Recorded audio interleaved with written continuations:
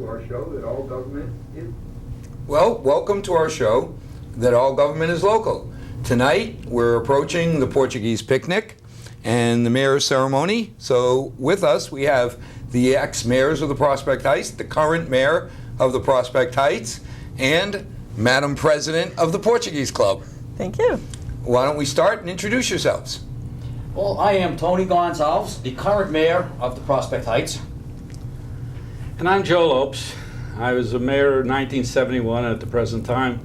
I guess I'm the longest serving active mayor in the Heights. And I'm Anna Perez, and I'm the current president of the Milford Portuguese Club. And I am Joe Onischuk. I was mayor in 1975, bicentennial year. Had the honor of being the mayor at that time. Well, why don't we start with, what is the Heights for the new people in the area? It's a fantastic neighborhood that is steeps in history. I've known this since I was a child. I visiting my grandparents, my uncles and aunts. As a matter of fact, at this time, there's a fourth generation of the Gonzalez family still living in the Heights, right where it all started, in building number 3 to number 6.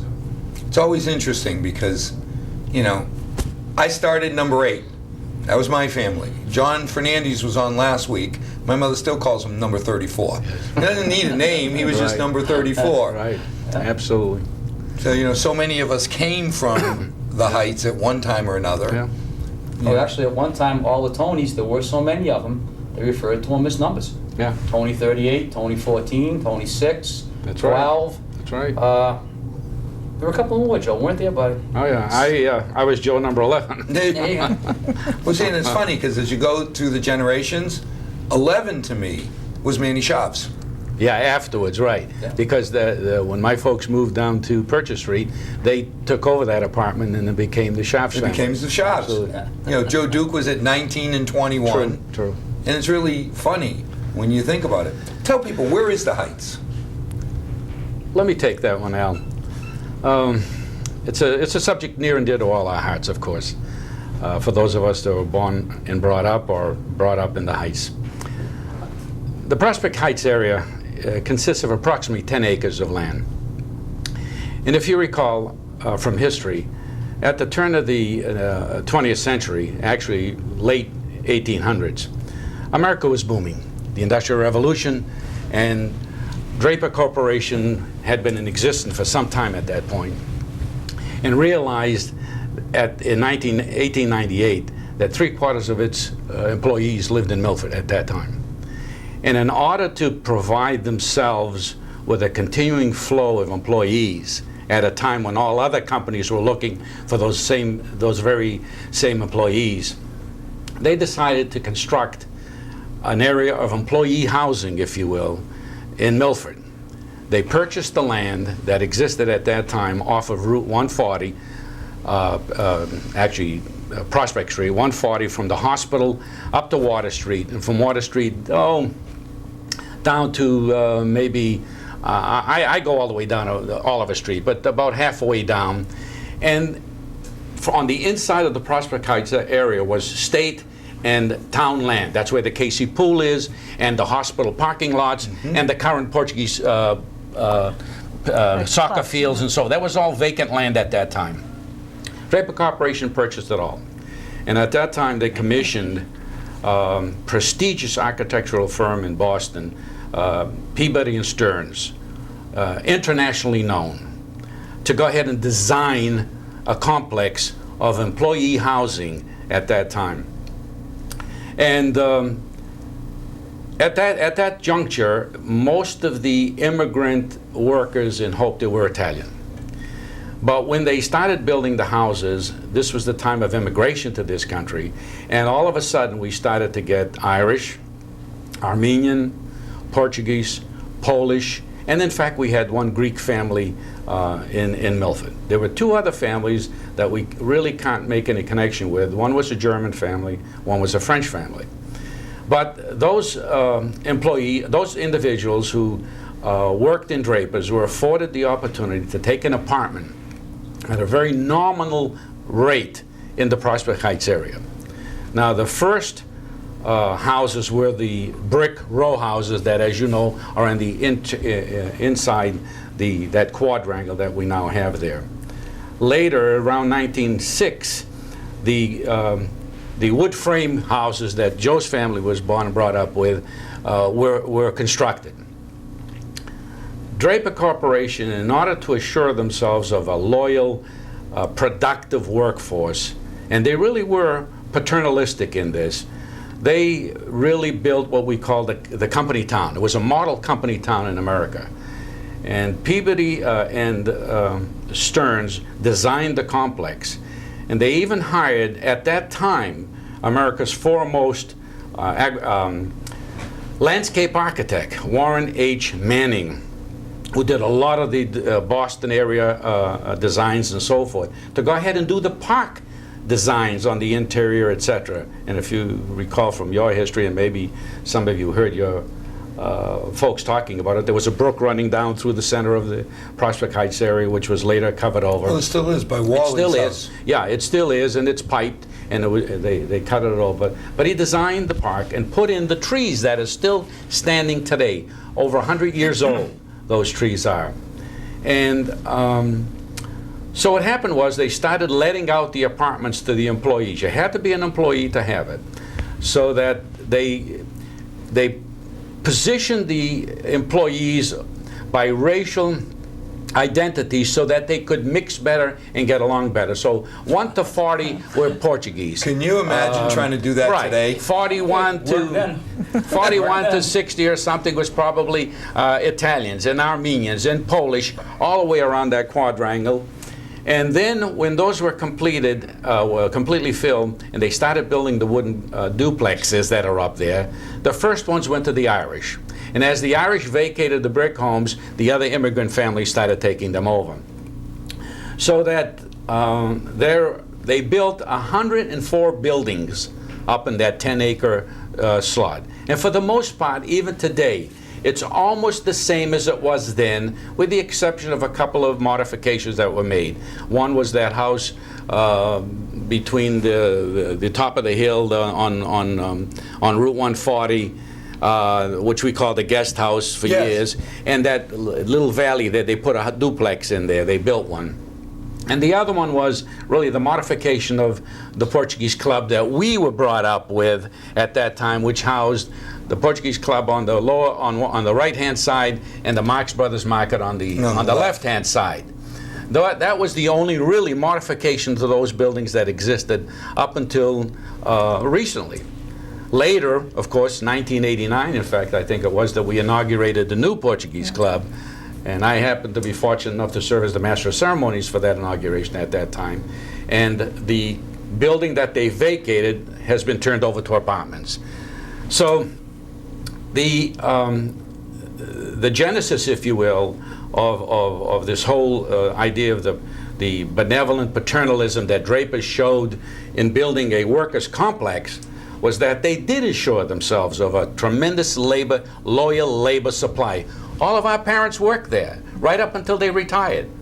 After college, I went there for my first job and worked 3 years in the main office before I, decided to go on to do other They really kinds of didn't have much of a choice, did they? I mean, you think about exactly 3,000, and what was the working force at Draper's at that time? Well, during the Second World War, they had almost 5,000 people working really 24 hours a day. And Milford was what, 8,000 Right. population? But they were coming from all over, and they were making, according to my father-in-law who had passed away, whose family, Italians from Hopedale, had 9 brothers who worked there, and with the grandfather, and they had over 300 years between them in Draper Corporation.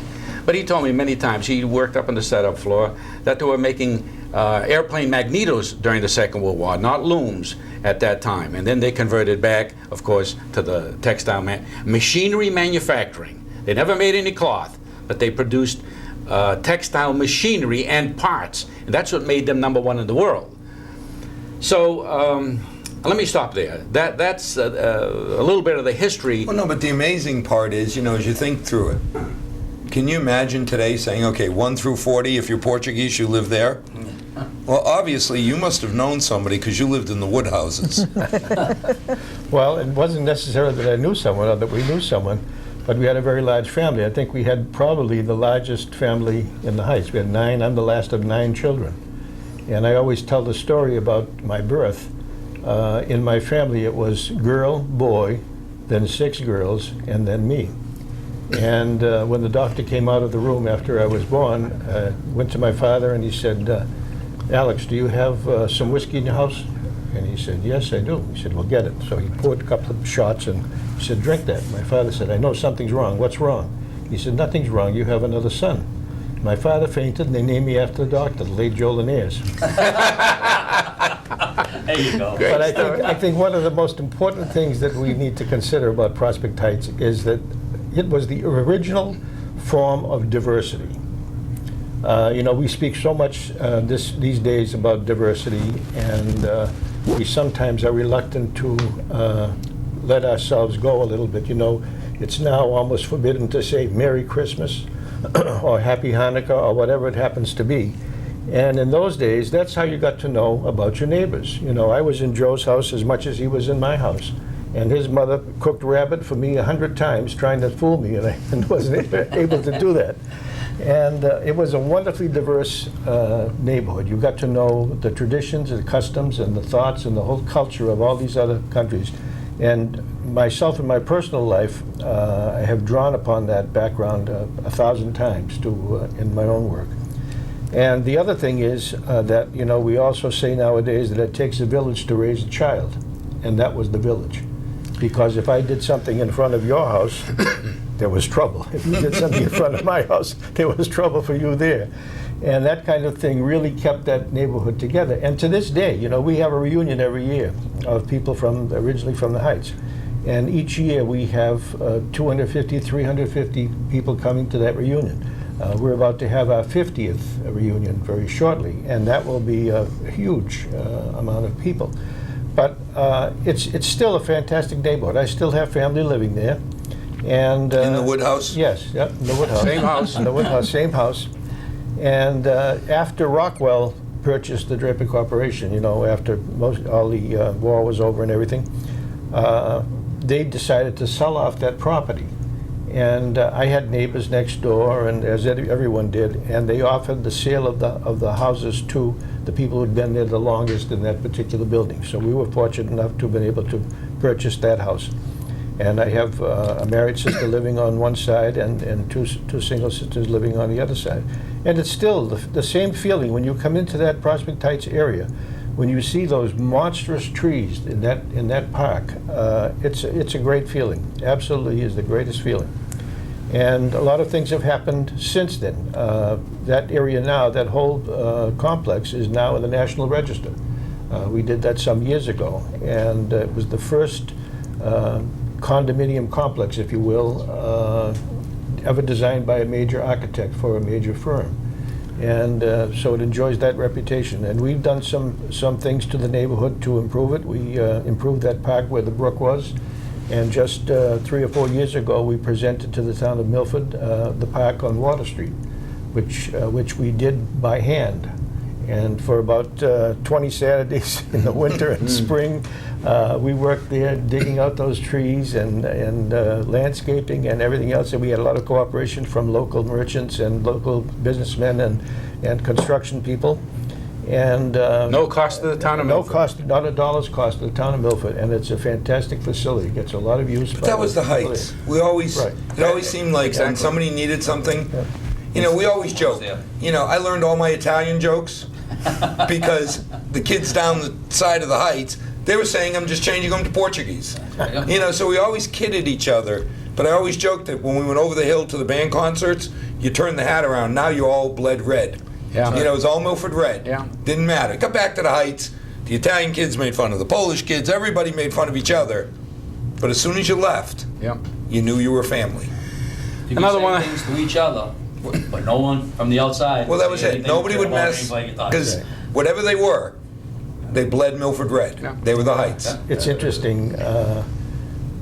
Hopedale Pond was, of course, a great attraction for us in the summertime. We couldn't go swimming there. And They we were kicked us not- out. and we were not allowed to go there. So in retaliation, on Saturday afternoons, when a lot of the kids from Hopedale would come over the top of the hill there by the lodges and be going to the State Theater to cool off for a few hours, that was impassable. I mean, they could not, there was no way. And that's why I said, that No way. going over the hill on Water Street. Yeah. Part of the additional part of the history of the Heights, and having to think of it when you were talking Bloody Red and all this other stuff, brought to mind the War Memorial Monument in the center of the park where the row houses are. You mentioned, Al, that the people always contributed at the Heights for whatever the cause was. And of course, the veterans, men and women from that area, were either drafted or volunteered to serve in the Second World War, from all the ethnic groups that were there, all the nationalities that were there. And that monument was conceived, really, as I read the history of all this, Adam DiOrio was a former selectman in Milford. Had come back from the Second World War, and being a selectman, he felt that the town should, throughout the community, in various neighborhoods, put up some memorials to those who served in the war, known by Tom Brokaw as the Greatest Generation. Well, we have been going there ever since we've had mayor parades and Portuguese picnics that we have piggybacked on it, and I want to make sure I express this later, because it's the Portuguese picnic, and we, the mayor's group, if you will, have associated ourselves with the Portuguese picnic, and they were gracious enough over the years to support us in everything we did. And I can talk about that at length, what they did for us in the beginning, providing the mayor with a tuxedo, always allowing us to use the hall, being very kind to the mayors throughout that period of time with contributions of all kinds. And one of the things we do when we join the Portuguese Club in its parade up through Main Street is we visit the monument. And we, the mayors, place a wreath at that monument. The band plays the national anthems of both countries. And we honor those who served. On that monument are 184 names, including those of 2 women. Most people don't realize. Both were Army nurses. One was Joe Onishuk's sister, Rosalie, who was an Army nurse and served, and the other one was Mary Donlan, who's a nurse and also served. We had 9 killed in action from that group who served, and they represent all of the nationalities from Prospect Heights. That monument was paid for by the residents in the area. Now I'm talking about the Prospect Heights area. People from all over gave $1, $1.50. There's a list of the contributions, and they go $5, but they paid about $2,000 for that stone to be placed. There was a wooden monument first, was in the other field where the flagpole is now. That later was transferred, of course, to where it currently stands in this beautiful marble monument to those who served. And the question I get all the time from people who come and look at that is, how did you get so many people, so many men especially, to serve from this area? Well, the answer is what Joe Onishuk said a little while ago. His family had 9 children. If you look at the families at the time, they had 4, 5, 6 in the family. And when you get 104 buildings, that's a lot of people in that area, including the couple of side streets, Lee Street and the Water Street portion. And the Coney Harrises were on Prospect Street, several houses down from the top of the hill there. You did, and they had 2 who served on active duty. That was Prospect Heights. That monument does not include the names of all those from the area who served in the other wars and skirmishes that we've had. And maybe someday a mayor will decide that we'd like to research that and put the names of those people on that monument, the back of it. Tony can talk a little bit about what he initiated this year as his project with that monument. But that's another example, Al, of what you were referring to about the Heights. And when you're together, you were family. at that time, and it made no difference. Every house was open house, never a closed door, and people, despite the fact that the first generations were the ones who began learning English, like my case, but the ones who came over didn't speak any English. They didn't go to school. They went to work to raise their families, which is the history of immigration in America. And I think that Prospect Heights, having that mindset, is a perfect example of what it is to be able to be given the opportunity in America to be all you can be. I think I, Joe, Tony, you, and Anna are perfect examples. Different generations who are given the opportunity to be all they can be, to quote an Army phraseology, as a result of the hard work and the sacrifice made by those immigrant families of all these different nationalities. UL, individual son of a mother and father were immigrants to this country, worked hard. I remember your mom, when she came here, I was a youngster. She was very friendly with my mother. I don't know if you remember, your mom and my mom worked in Draper Corporation As during drill the Second press World War operators. as drill press operators, one of the toughest jobs in Drapers. And they worked as hard as any man worked, while it gave me the opportunity to go on and get a college education, an advanced degree, and a terminal degree as a result of the sacrifice that they made. And to me, they are my heroes, as I'm sure your Well, mom you and know, dad. It's funny when you listen to the and old yours. Portuguese sayings, and you sit there and say, if you do well by your children, don't think you're doing anything special. You know, just like it was our job to do well by you, it's just your responsibility to do well by your children. I mean, to this day, my mother still goes to the Milford, she just did it, goes to the Milford Daily News with a red pen and circles all the names of the Portuguese kids graduating. I mean, when we graduated, there was 4 or 5 in the whole list. Now, all of a sudden, I mean, we've got, between the Portuguese and Brazilian populations here, we've got 20, 25% of the town, which is beautiful. There's a lot of red ink. Yeah. You know, there's a lot of red circles on those names. Back when, you know, Senor Professor, everybody was, wow, somebody went to right. college. That's right. That was a big thing for our Yeah. little community. Yeah. I was a role model at my time, and I thank my parents for that, because had they not made that sacrifice for me, I never would have gone. No, but Joe, I mean, Holy Cross, when I went there, $6,000. My God. I couldn't, you know, you got parents making $11,000 a year. Right. And somehow they came up with the $5,000 and $6,000 Right. so that I could go to school and graduate without debt. Right. You know, I mean, the memories. I think what they felt most was they wanted to give you more opportunities and more than what they had. And it just followed Right. every generation down. My dad had more than his mother and father. We, as children, myself and my 2 sisters, had more than my mom and dad did. And then it's almost like we wanted to pass the same thing on to my children. And hopefully, if this continues, it'll just go on. And it's just their duty. But I think it only gets continued by you stressing that to your children. When you grow up, we're going to give you all the opportunities you can handle, you want. When you grow up, it's up to you to do the same thing And it's for your funny, children. because when you think about the size of the homes at the Heights, Pretty small, weren't they? I mean, 700 square feet, 500 square feet, yet we all left. To this day, I only hope that my house is as big as the 500 square foot home that my father had. Because when I look back now, and like you said, boy, we were standing at the park the other night at the monument, and you're looking at the house saying, doesn't seem as big.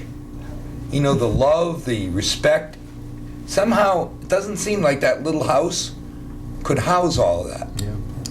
See, that's the bond, the work ethic that was passed on, the bond that was created with friends, neighbors, families.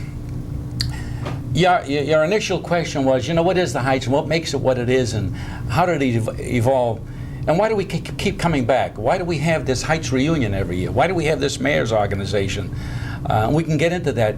But these kinds of things each one of these groups that were in Prospect Heights has the same experience.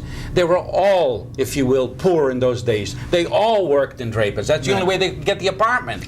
So they all had that in common. Yeah. And for years, nobody had a car there, and so forth. So these were common bonds that united everyone.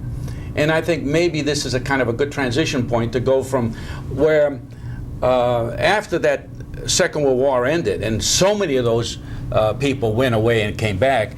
A lot of them were drafted and volunteered in 1941. Didn't come back till late 45, even 46. And after around 47, 48 is when, as I said, the town started talking about building a monument to their service, and that was done in the 50s, and it was inaugurated in the 50s. Then it was 1960, Al, if you want to get there to that point and make that transition, where everybody came home from the war. And the first thing on their minds, of course, was, I've got to go get myself a job. I've got to establish myself in today's society. I left my girl back home. I want to have a girl, or I want to get married, or whatever it is. And everybody kind of went and did their thing. The young first generation people started moving out of the Heights, getting their own places, getting married, and doing what we all do as human beings. It was several years after that, 1960-ish, that after they had been out there doing their thing, that a couple of the guys got together and said, you know, we really should have a reunion of some kind, bring these folks together. We haven't seen a lot of these guys in a long, long time. In fact, it's great to hear some veterans talk about they met somebody in Saipan on a ship, or they heard somebody was in Germany, and they traveled miles to go visit them at a camp, etc.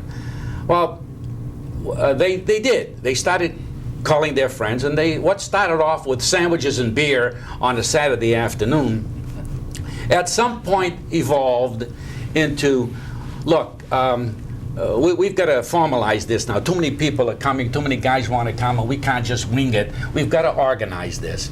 And it was then decided that they would, on a rotational basis, have one of the ethnic groups, individuals, become a mayor of Prospect Heights. Now let's stop there, because something just happened. I've never seen Anna quiet for 20 minutes.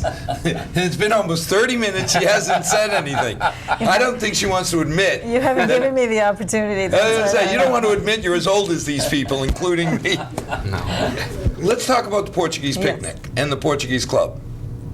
Senora President, what's going on at the Portuguese Club now? Well, right now, this is the time we are planning our annual picnic, a traditional annual picnic that has been happening for many, many years, I'm sure, as you all know. I mean, the club... But what is the annual picnic for the people?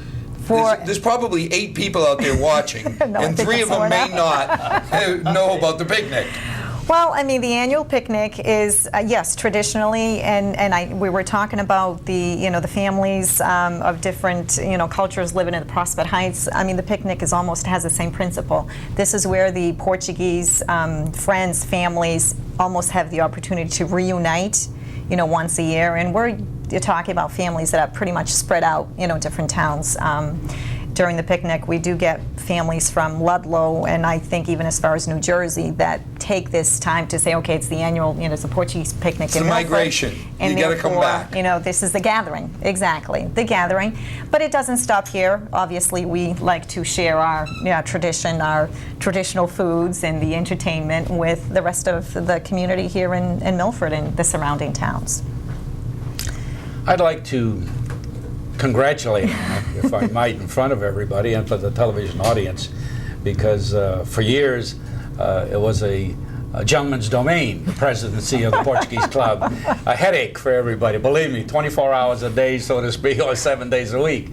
And I think, are you the first female? No, actually, I'm the second. There was one more. I'm the second, yes. Diana was I forgot that. First, yeah. But Anna's the second female who was elected, and you have to be elected, by the membership of the Portuguese Club, which is now well over 400 members, yes. Most of them male members, of course.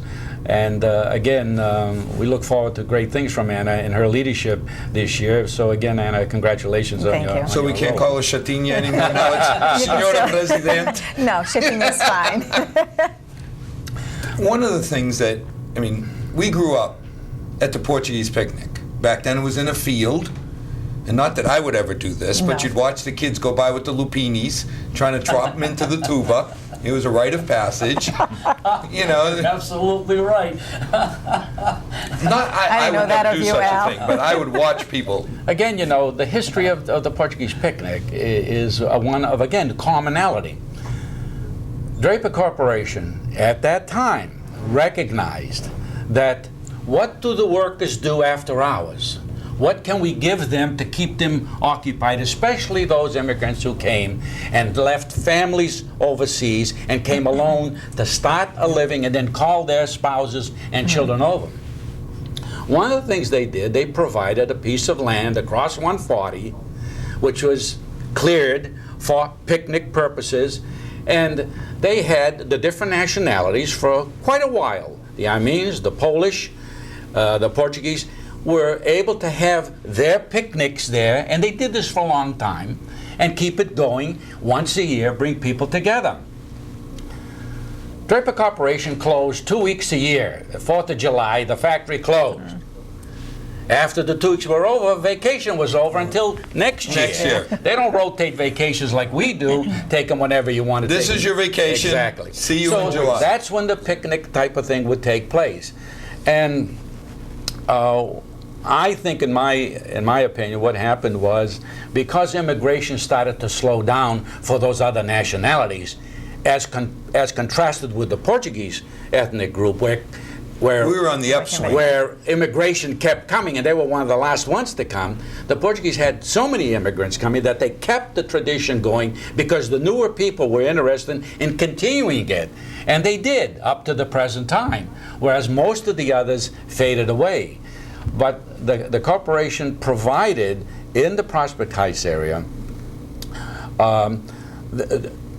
a place for them to meet at night after work, where they could go and read an ethnic newspaper, listen to an ethnic radio broadcast, they could play cards, talk to their colleagues in their own language, because they were non-English speakers for the most part. So that the Armenians had an apartment, I think it was like around 23 Prospect Heights, which was their building that they would come into at night.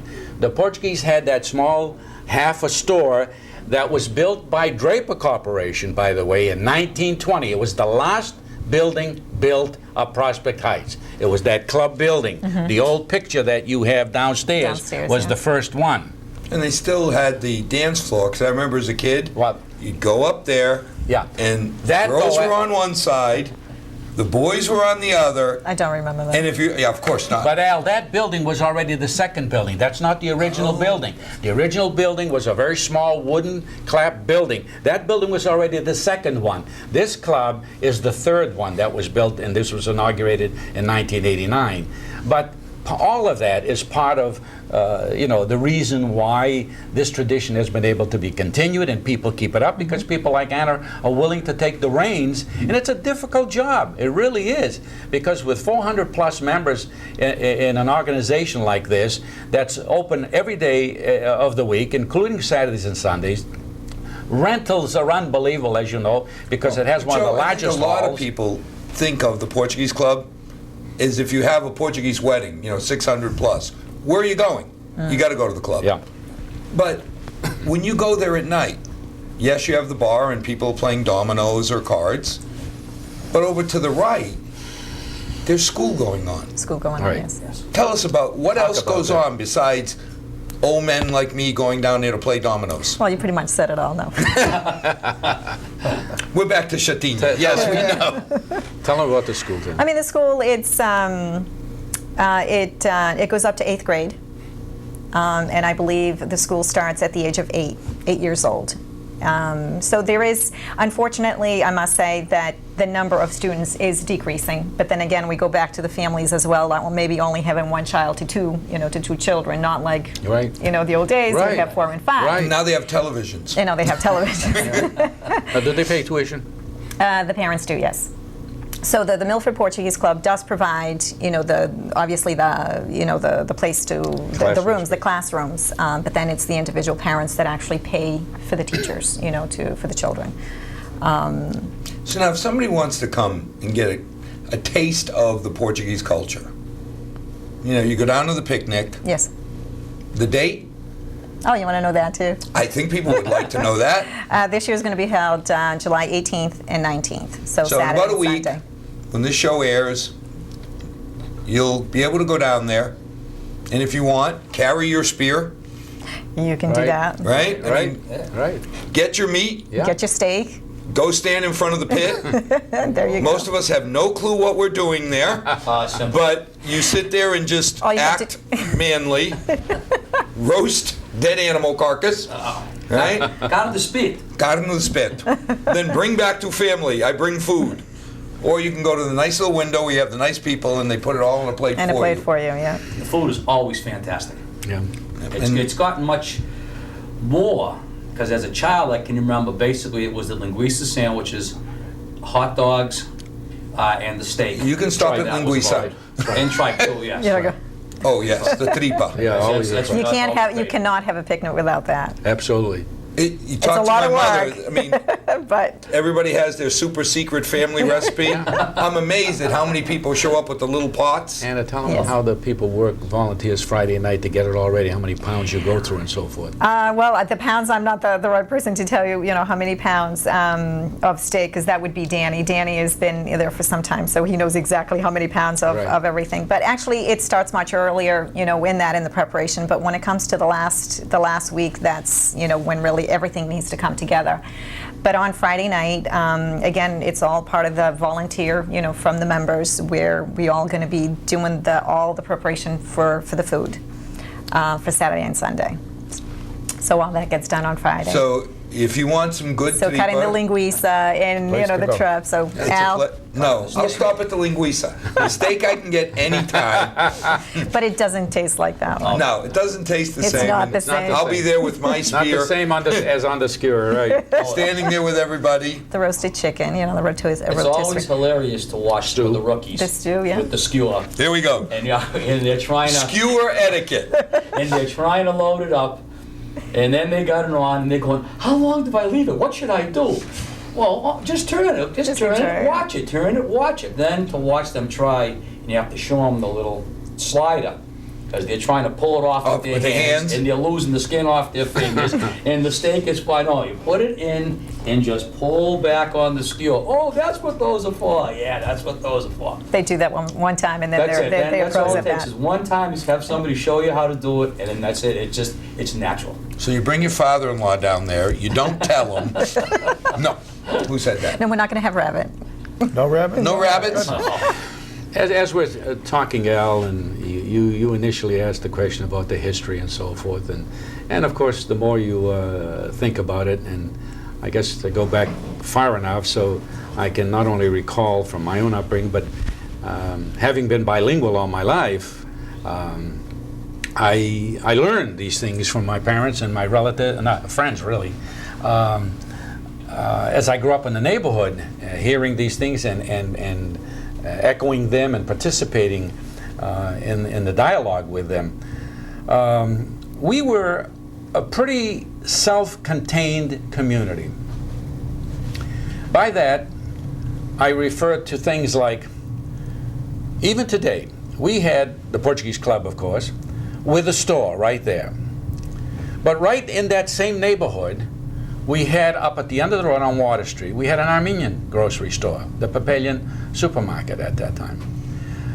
2 or 3 houses down or buildings down from the Papelian supermarket was the barber shop. So Consoletti's barber shop was there. Mike Consoletti. And above him was his father and mother with the Consoletti market, if you will. Several doors down from him was Gene's Variety Store. Gene's, and opened. Guido's. Gene put that up as soon as he got home from the Second World War. He opened that variety store and has been there ever since and very active today. A couple of doors down from Gene's Variety was another market. It was Salguero's market in those days, and then the Sousa market, and then the Coelho market, and then eventually Maresa's Tailor shop. tailor shop. Between there and Gene's, What happened to the candy store? Well, We lived for that candy store that was in Mauritius. between there and Gene's, of course, was the Club Royal, Nick Guido's place. Lena's father and mother owned and established that bar room, if you will, in those days, because that's what it was. and again, not being chauvinistic at all, but for all those years, it was a men's barroom. The women did not go into a male barroom, if you will. Later it became a club, and from then on, of course, the mores changed in this country, and we now have everything equal. Has it changed? Tell me about the mayors. Mr. Mayor, what do you do? Well, what we do, besides getting harassed and harangued for the first couple of months, so get ready. I think your major thing is to try to keep the organization going as best you can and to try to do something to better the community. I think that's the main purpose. The camaraderie is wonderful. The meetings are wonderful.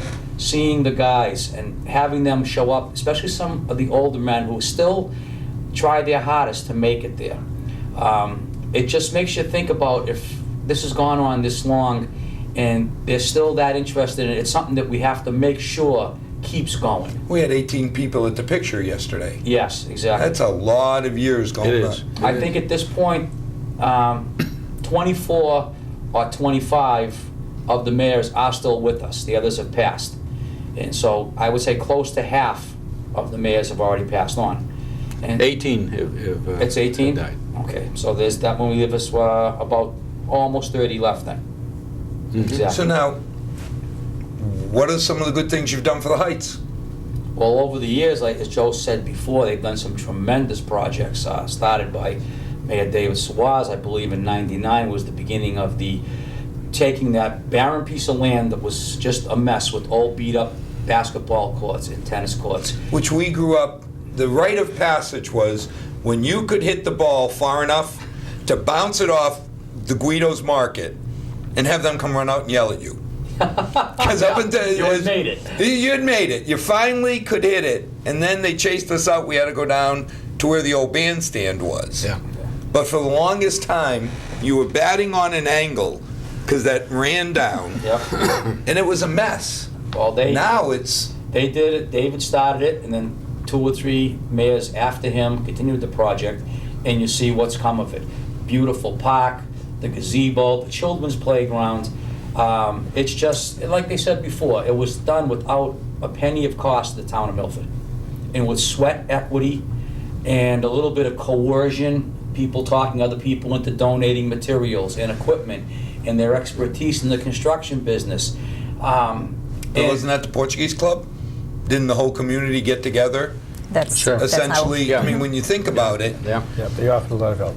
to Yeah. build that club Yeah. in a Building. commercial manner would be a fortune. Yeah. The day we put the playground in, we had over 80 workers there, free of charge, putting that in. In answer to your question, to continue with what kinds of things have the mayor's done, it's evolved from being the local organization doing something necessarily at the Heights, but we've done a lot of outreach things for the town of Milford now because over the years there's been a lot of interest on the part of outside groups that have been willing to donate, if you will, to the Prospect Heights Mayors Association, just as Joe mentioned about the construction of that field. A lot of in-kind contributions were made by all kinds of organizations in town, which helped defray the cost for all of us, because I would think that that park, the way we did it and what went into that thing, will be well over $100,000 that was saved to the town of Milford. But some of the other things we've done is we've made contributions, fairly sizable contributions to organizations such as the food pantries in Milford. We gave a sizable contribution to the Geriatric Authority last year when they had their expansion program going on, because many of our parents had been at the Geriatric Authority, and they're one of the greatest organizations going. I'm a friend of the Geriatric Authority, and we've given to a variety of organizations in town, including the Hall of Fame dinner that they have for people that are recognized by Milford High as athletes. We had several people from our area, from the Heights area, who've been nominated for Hall of Fame status. And we gave to the Milford Hospital campaigns. So we do as an organization. Now, we're not big. We've got 30 people. 30 people. We do what we can, but we make sure that we spread it out in the community, and we thank all those people who supported us with their sponsorships over the years. And that's why I said to Anna, the group piggybacks with the Portuguese picnic, but we realize it's their picnic, and we're just grateful that you folks have allowed us over the years to join with you, and you've supported us in our efforts as an organization. So Anna, for 2 weeks you're cooking, you're dicing, No, you're gonna be slicing. cooking this Not year. you.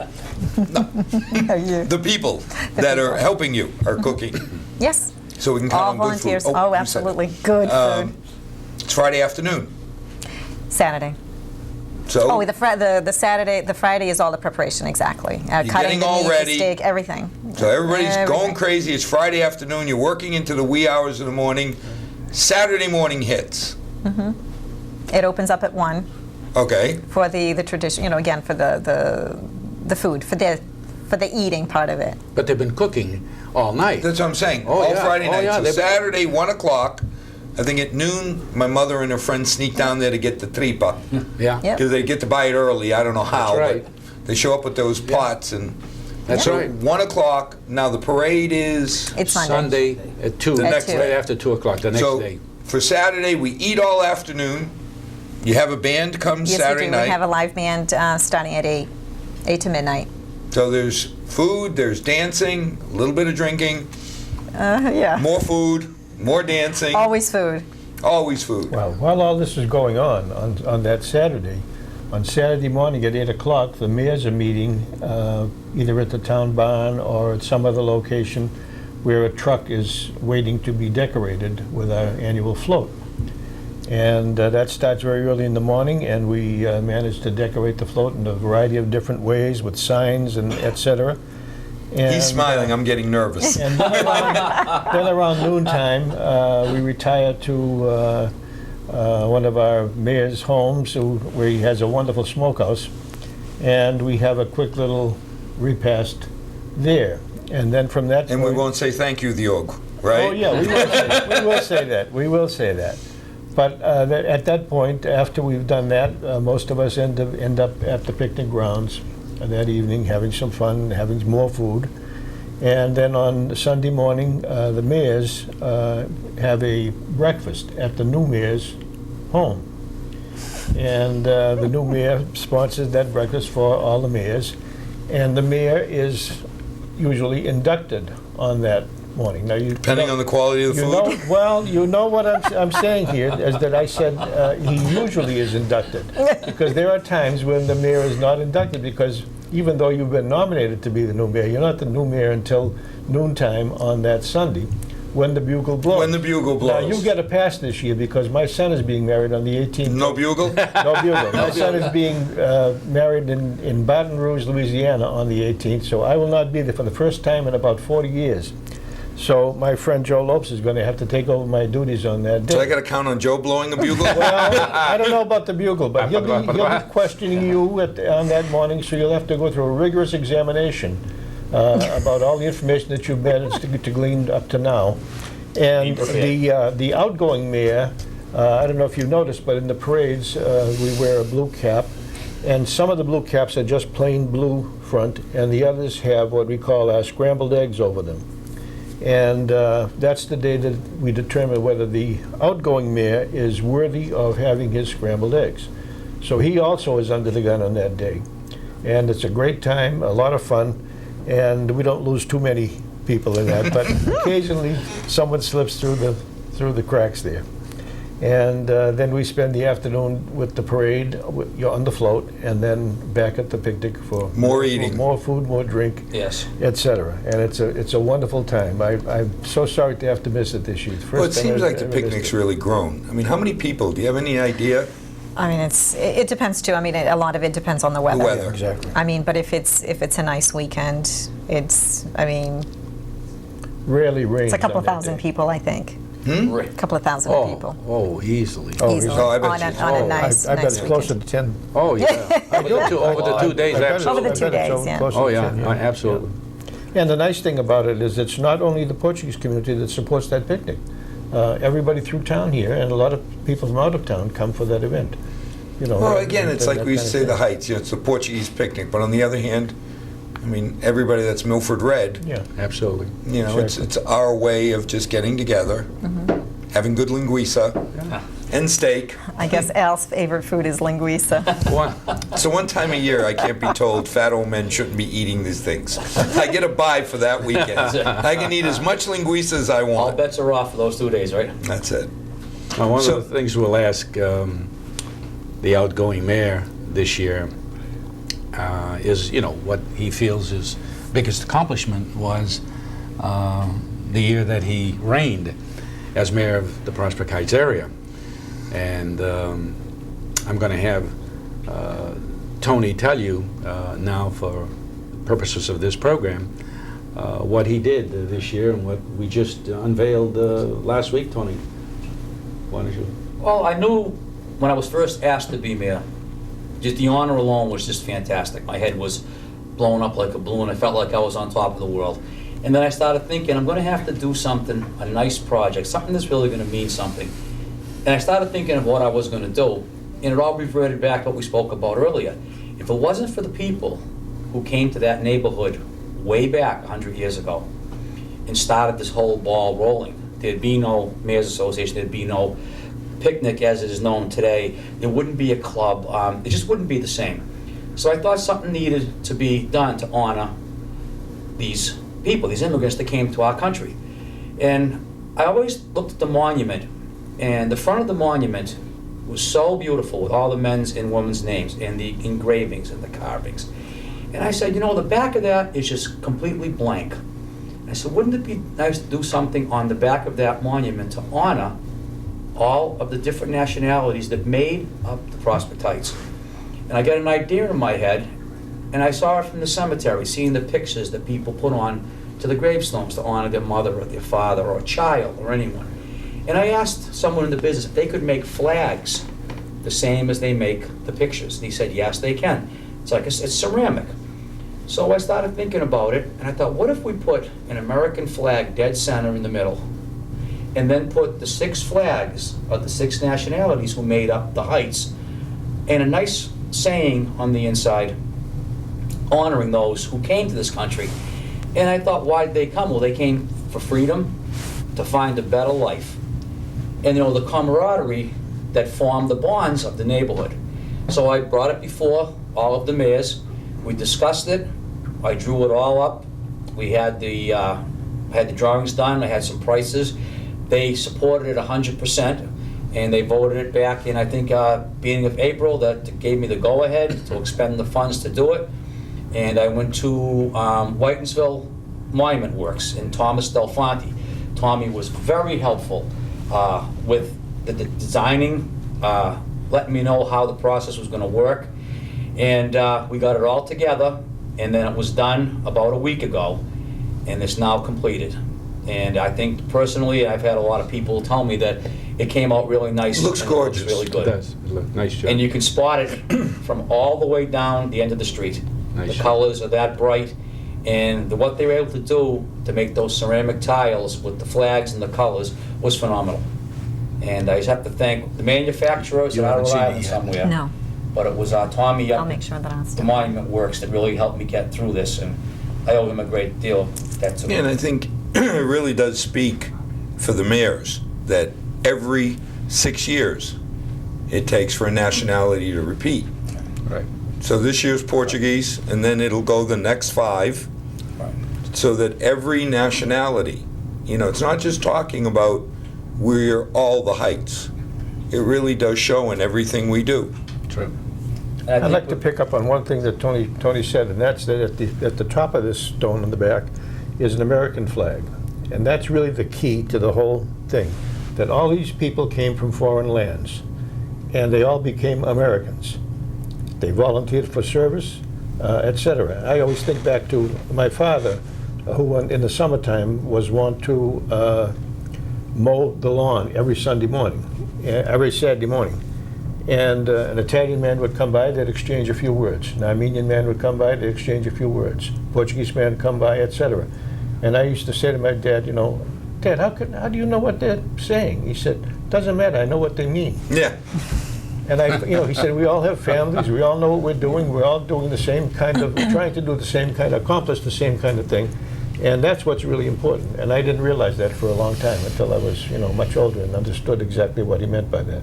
But that's the key to Prospect Heights, I think. Absolutely. Now, we got a couple minutes left. We've talked about the serious things the mayors do. Do you want to give us a little history or historical perspective on the flag? It's been sitting there now for its second show. We actually unveiled it tonight. Well, I think it's just a way of keeping you on your toes. The guys, if they have a chance to grab it, they'll grab it. But This is the old mayors. If you're diligent and you watch it and you make sure you always have it in your possession, so if you happen to be somewhere in town or a local business and someone says, oh, do you have your flag? One of you are the mayors. And I hope you have it in the automobile, because if not, there'll be serious demerits. Right, Joe? This is what the Honorable Tony told me, that I would trust the mayors with my life, my children, but never with my flag. That's right. And as you notice, it is duct taped. The whole reason for the flag is to remind the mayor that he's representing an ethnic group that came to this country, settled in the Prospect Heights areas, and the contributions and sacrifices that they made, and that we should never forget that. And the flag is a representation of that for the mayor. Now, the only other thing is that in some cases you will see that the name of the mayor is not necessarily the flag, commensurate with the flag that he bears. And that's because we have so many Portuguese / other nationality type mayors available in the Prospect Heights areas, so that in Tony Gonzalez's case, Tony's father was Portuguese heritage, his mother was Italian heritage, and when we selected Tony to be the mayor this past year, we needed an Italian heritage mayor, and in turn Tony was coming representing his mother's nationality, so that Tony has the Italian flag and not the Portuguese flag. Both your parents were Portuguese, and therefore you've got the Portuguese flag. Well, Prospect Heights has a motto. Prospect Heights Association We'll finish with has a that. motto. No matter where you roam, Prospect Heights will always be your home. And that's where we'll end tonight, because I think the message that we're hearing is we actually do practice what we preach at the Heights. Yes, we do. So for everybody, maybe 7 tonight, in the emails and all that did come in, so good night, Checker, and good night to everybody. Good night.